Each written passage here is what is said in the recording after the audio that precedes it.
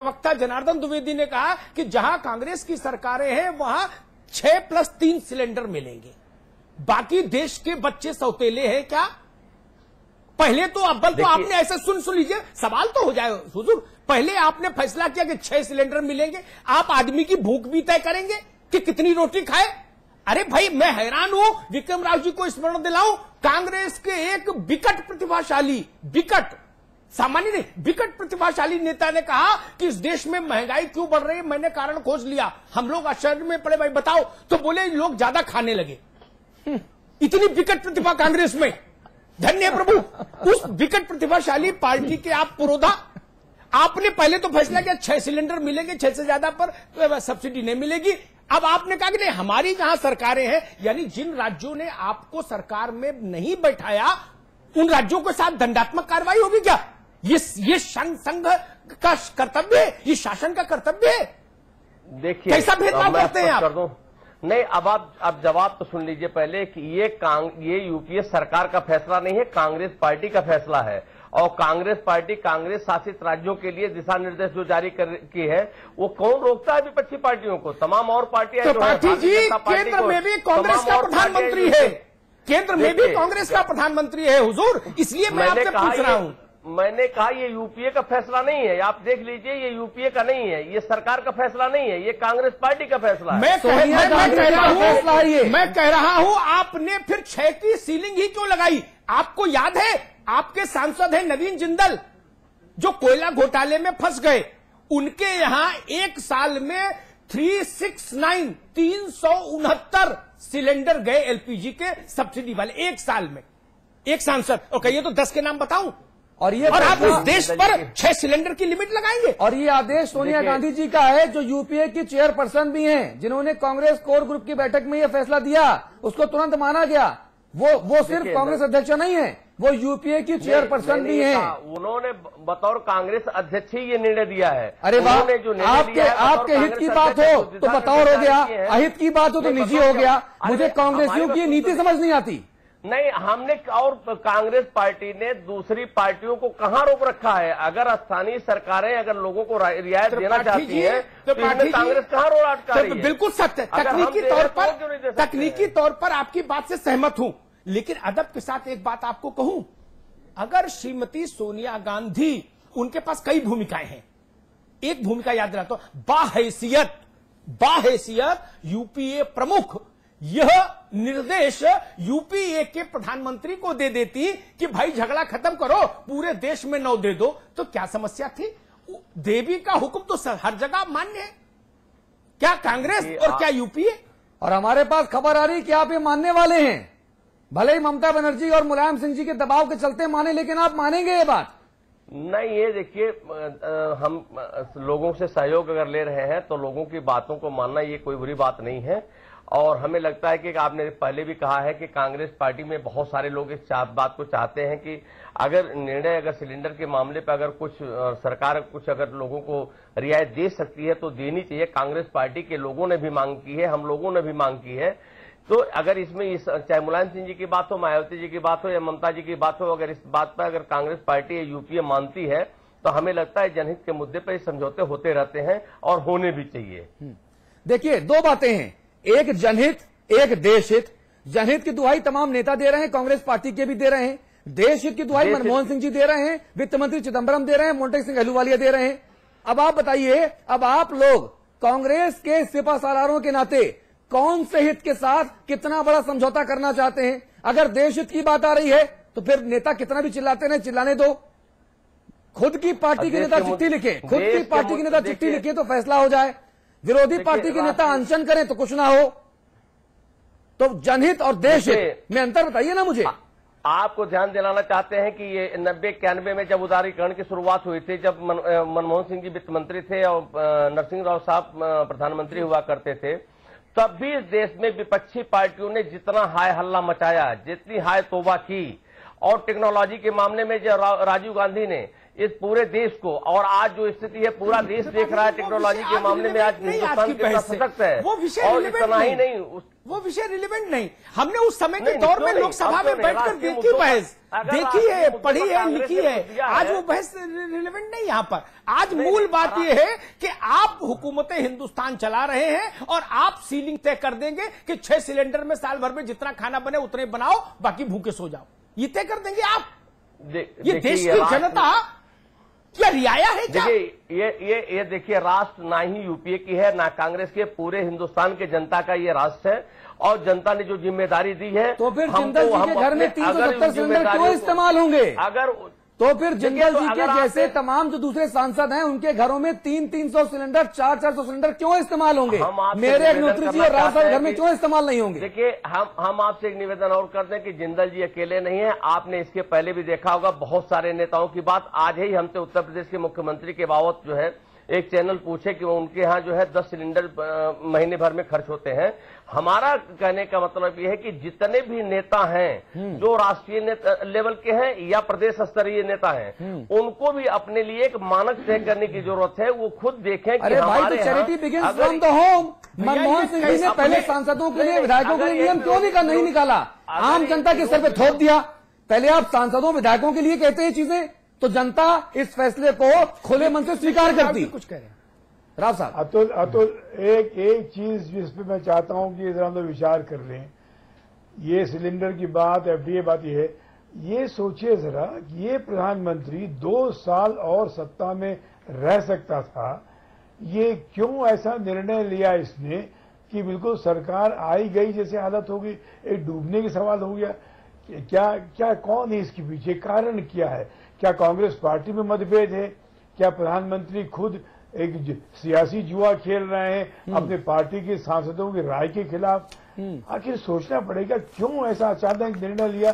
2 साल का वक्त गंवाने के लिए तैयारी कर ली इन्होंने।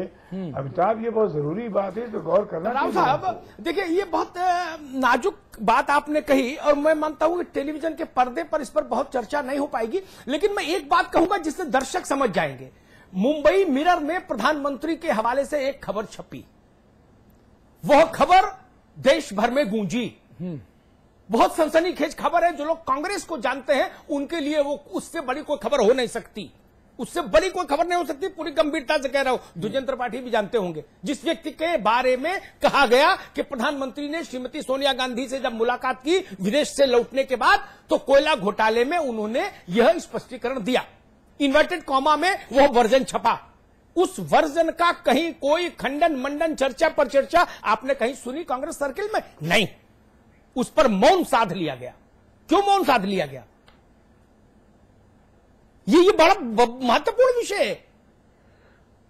नहीं, बात तो आज एफडीआई पर हो रही है ना, कोयले पर तो बात हो नहीं रही है। कोयले का विषय जो है काम संचालन, राज्य सरकार के संचालन पर मनमोहन सिंह जी ने टिप्पणी की उस मिरर अखबार में, सरकार के संचालन में। और उस मिरर अखबार ने जो कोट किया, मैं उसको रिकोट करता हूं। आपने फिर सवाल उठा दिया, इसलिए, अन्यथा मैं उसको छोड़ना चाहता था। उन्होंने कांग्रेस के राजकाज को संचालित करने वाले एक बेहद प्रभावशाली व्यक्ति का नाम लिया। उन्होंने कहा कि सोनिया जी, सारे सिफारिशें उनकी थी।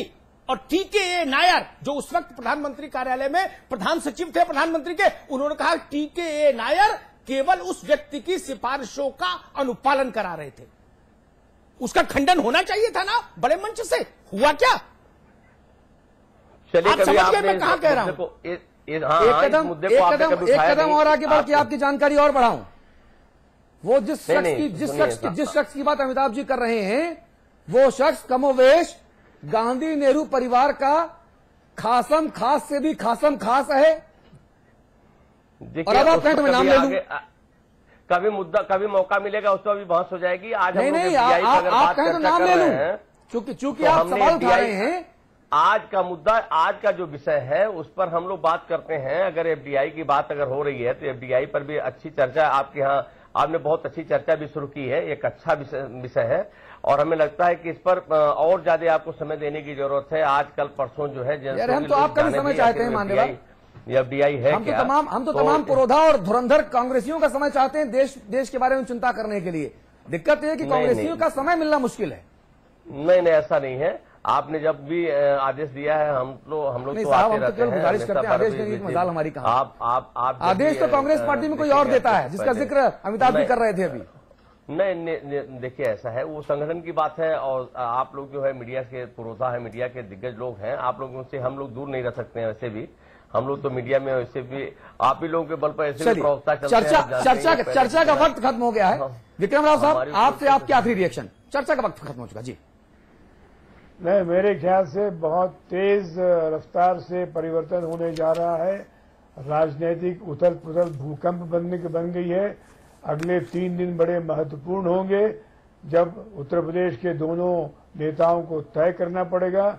9 अक्टूबर तक यहाँ के लोग इंतजार नहीं करेंगे मायावती का, उन्हें पहले वो टाल नहीं सकती है, पहले निर्णय करना पड़ेगा। जी। और मुलायम सिंह जी को भी सोचना पड़ेगा उनके कॉन्स्टिट्यूएंट्स कौन है, उनके समर्थक कौन है, क्या उनकी उपेक्षा करके वो राजनीति कर सकते हैं, ये मुलायम सिंह को सोचना पड़ेगा। ममता ने इन दोनों को चुनौती दी है, मनमोहन सिंह को चुनौती नहीं दी है अमिताभ।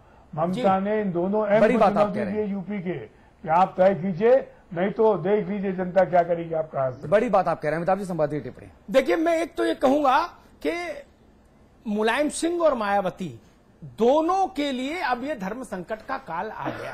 अब मीठा मीठा गप और कड़वा कड़वा थू नहीं चलेगा। उत्तर प्रदेश की जनता समझदार है, आपको तय करना पड़ेगा जो विक्रम राव जी करें। और दूसरी बात मैं ये कहूंगा कांग्रेस के लिए कि भूख है तो सब्र कर, रोटी नहीं तो क्या हुआ। भूख है तो सब्र कर, रोटी नहीं तो क्या हुआ। आजकल दिल्ली में है जेरे बहस ये मुद्दा। आप कार्यकारिणी की बैठक करते रहिए, बोर्ड की बैठक करते रहिए और 35 लाख का शौचालय बनवाते हैं आप। इस देश के अर्थव्यवस्था की योजनाओं की जिम्मेदारी जिस शख्स को आपने दी, उस शख्स को हिंदुस्तान की समझ नहीं। 35 लाख रुपए का शौचालय और निर्मल ग्राम योजना के तहत आप 3000 रुपए देते हैं शौचालय बनाने के लिए। ये गांधी का देश है, ये जवाहरलाल का देश है। ये कैसा देश बनाना चाह रहे हैं? ये मुद्दा भी आज का नहीं है अमिताभ जी, ये मुद्दा भी आज का नहीं है। त्रिपाठी जी, आपकी बात कह रहा हूं मैं। जी नहीं, हमने कहा 9000 हो गया, अब तो 9000 का हो गया। तो 9000 और 35 लाख। 9000 अरे आपको केवल सुबह फ्रेश होना है, उसके लिए 35 लाख रुपए लगाएंगे इस गरीब मुल्क में? अजीब राजशाही है। नहीं, लेकिन फिर भी अमिताभ जी सवाल वही रहता है कि आखिर सरदार जी का दिमाग चला क्यों इस प्रकार? नहीं, दोनों सरदार हैं। विक्रम राव जी, दोनों सरदार हैं। मैं एक बात कहूंगा, आपने शायद बड़े सरदार जी का जिक्र किया। मैं कहूंगा संकेत में अपनी बात कहूंगा, मेरी अपनी कुछ बाध्यताएं हैं। कई बार आप परिस्थितियों को नियंत्रित करते हैं और कई बार परिस्थितियां आपको नियंत्रित करती हैं। यही बात मनमोहन सिंह पर लागू, यही मुलायम सिंह पर लागू होगी आने वाले 1 हफ्ते में, और यही बात मायावती पर लागू होगी। परिस्थितियां इनको नियंत्रित करेंगी जी। और बिग बुलेटिन में बहुत बहुत शुक्रिया आपका जुड़ने के लिए। जनता जनार्दन, आपका भी बहुत धन्यवाद समाचार प्लस को अपना प्यार देने के लिए, अपना वक्त देने के लिए। आपके अपने चैनल समाचार प्लस पर खबरों का सिलसिला बेबाक अंदाज के साथ इसी तरह से जारी है। नमस्कार।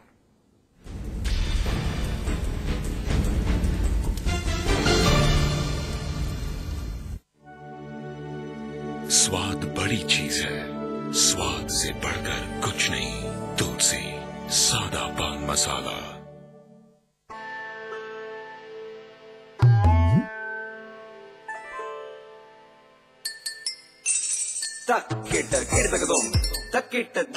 कितनी भी कोशिश कर लो, पानी तो इंटरेस्टिंग नहीं हो सकता।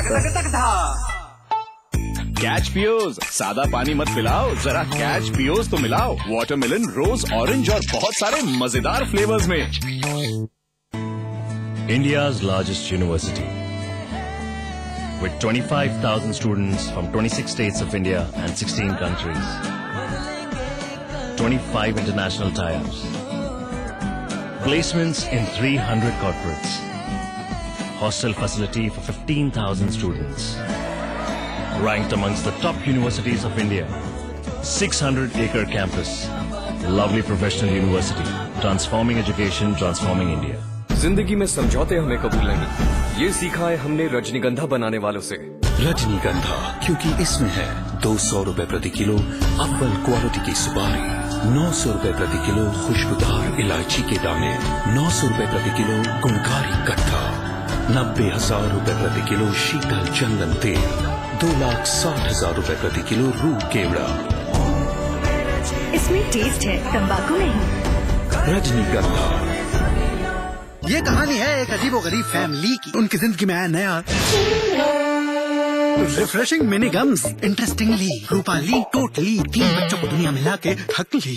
आगे जाके तीनों ब्रदर ली खानदान का नाम रोशन करते रहे। कैसे? बस पूरा दिन लेते रहे चिंगल्स। Refreshing mini gums. आज ली क्या?